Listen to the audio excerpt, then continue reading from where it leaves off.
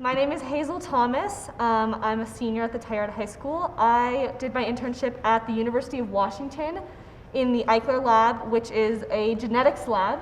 So the Eichler Lab mainly focuses on studying human genes and different mutations and diseases that the mutations cause. Their main focus is autism, but I didn't study autism. This picture is the entire lab. I didn't get to meet any of them because I did it virtually.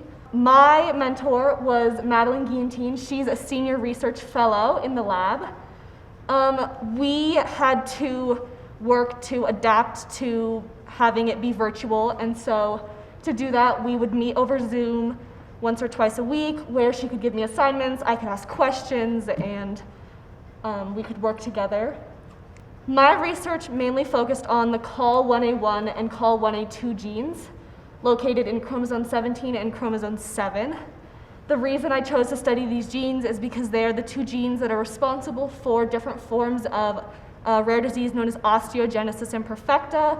The reason I wanted to study this is because I was diagnosed with osteogenesis imperfecta my freshman year of high school, so that really started my interest in genetics.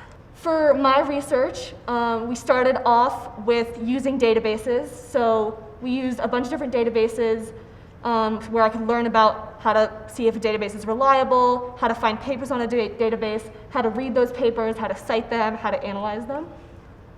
I also made a pedigree for myself, which is a form of a family tree that focuses more on the genetic side of it. And so you can look for patterns in any kind of genetic diseases or markers.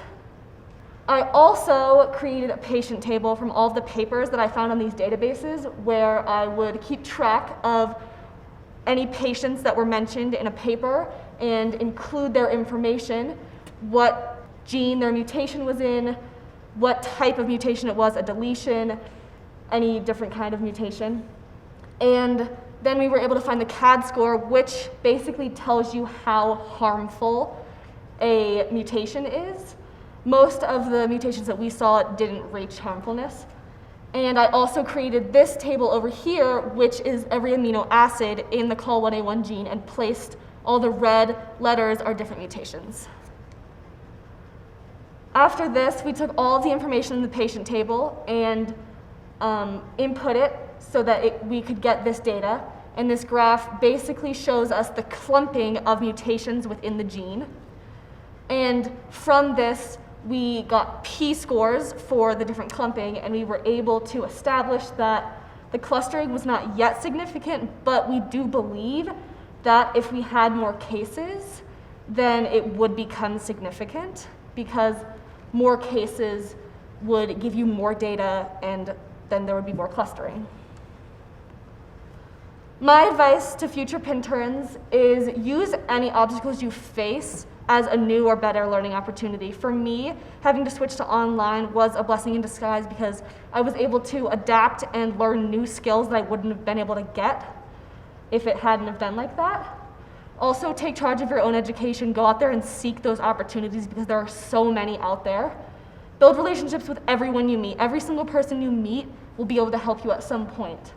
And also, you're also a teacher for your mentor, and they'll have questions for you, and you can help them learn. Huge thank you to everyone that helped me along the way. Yeah.